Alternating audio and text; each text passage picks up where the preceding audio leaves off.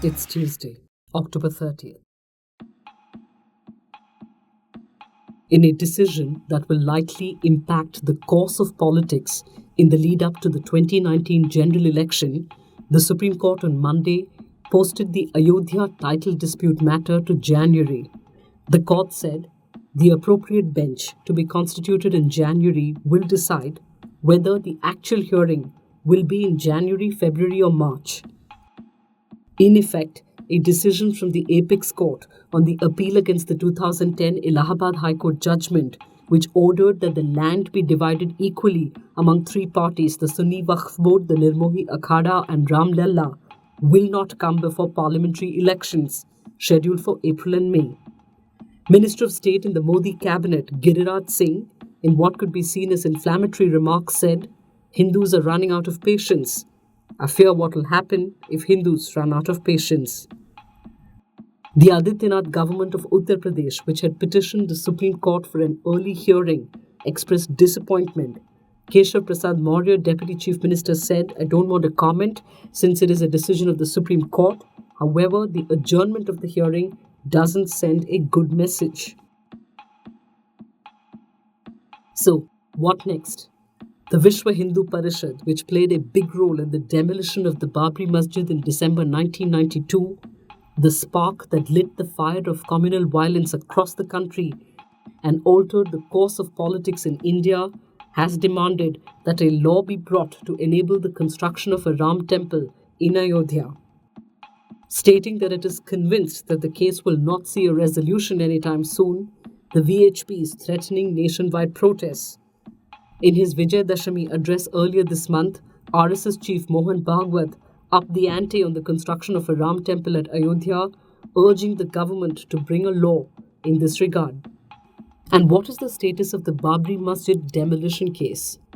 In May 2017, a CBI special court framed charges of criminal conspiracy against 12 people, including senior BJP leaders L.K. Advani, Murli Manohar Joshi and Uma Bharti, after the Supreme Court ordered their prosecution for criminal conspiracy. The top court also directed that the trial be concluded in 2 years. It also barred the transfer of the judge until such time that the trial is complete. In September this year, the Supreme Court asked the judge hearing the matter to explain how he intends to complete the trial per April 2019, the deadline stipulated by the top court. According to a new report by the World Health Organization, India had the highest number of pollution-related child deaths in 2016. India saw a total of 60,987 deaths of children under the age of 5, followed by Nigeria, a distant second, Pakistan, and the Democratic Republic of Congo. The report, presented at the WHO's first global conference on air pollution and health in Geneva, has calculated that around 93% of the world's children under 15 years of age breathe air that is so polluted that it puts their health and development at serious risk. A frightening 6 million children have been estimated to have died from infections caused due to the breathing of polluted air. As India heads towards its most polluted season, the World Health Organization has warned of serious consequences, including effects on neurological development, cognitive ability, and childhood cancer. In another big impact of the Me Too movement, Suhel Seth's contract with Tata Sons has been terminated by the company after several accusations of sexual harassment, even assault, were leveled against him. 6 women, including filmmaker entrepreneur Natasha Rathore, journalist Mandakini Gehlot, writers Ishita Yadav and Ira Trivedi, and model Diandra Sores, detailed harassment by Seth through Facebook and Twitter posts. Sores spoke of an incident where Seth forcefully kissed her at a Delhi party a few years ago, while Rathore detailed how Seth insisted they go to eat ice cream together, took her home instead, and then tried to forcefully kiss and grope her. Brand consultant and socialite Suhel Seth, who was described by writer Mihir Sharma as famous for knowing the famous, worked as a consultant with Tata Sons and reportedly worked on salvaging the brand's image after a management crisis rocked the company in 2016 post the abrupt removal of then chairman Cyrus Mistry.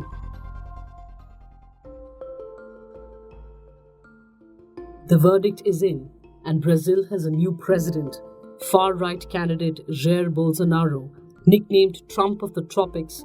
The 63-year-old former army captain, Bolsonaro is infamous for his racist, homophobic, and misogynist comments. He's told a congresswoman he would never consider raping her, equated homosexuality to pedophilia, justified the gender pay gap, has gone on record to say that having a daughter is a weakness, and promised to relax gun laws.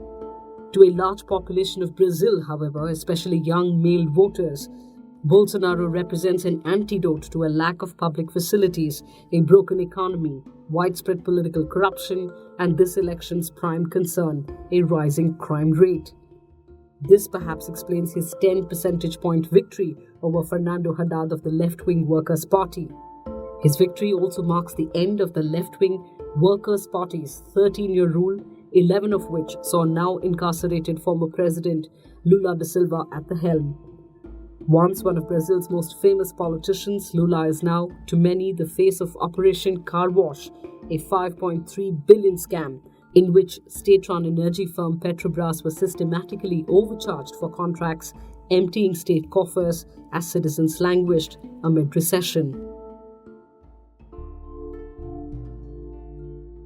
A Lion Air Boeing 737 passenger plane with 188 people on board crashed into the sea shortly after taking off from Jakarta yesterday morning. All on board are feared dead. Among those believed dead is pilot Bhavya Suneja, an Indian who joined the airline in 2011. The plane lost contact with air traffic controllers just 13 minutes after takeoff and has been located 7 miles north of the coast of West Java, submerged at a depth of about 35 meters. An oil slick of sorts can be seen at the site. The cause of the crash was still under investigation at the time of our writing.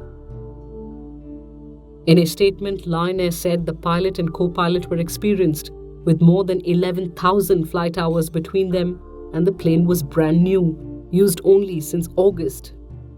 However, Indonesia's largest low-cost air carrier, Lion Air, has had issues of safety and poor management in the past, and was banned from flying into European airspace until 2016. Earlier in 2013, another Lion Air plane landed in the sea off Bali, but all passengers and crew survived. And finally, imagine getting a call to hear something like this.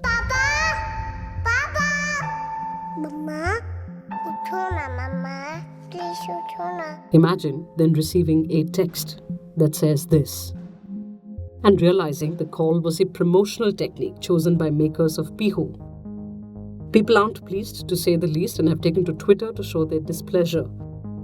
Pihu, the story of a 2-year-old trapped at home with her dead mother, captures every possible nightmare a parent could imagine, the makers boast. Promotion technique or insensitive prank? You decide. We'll see you tomorrow.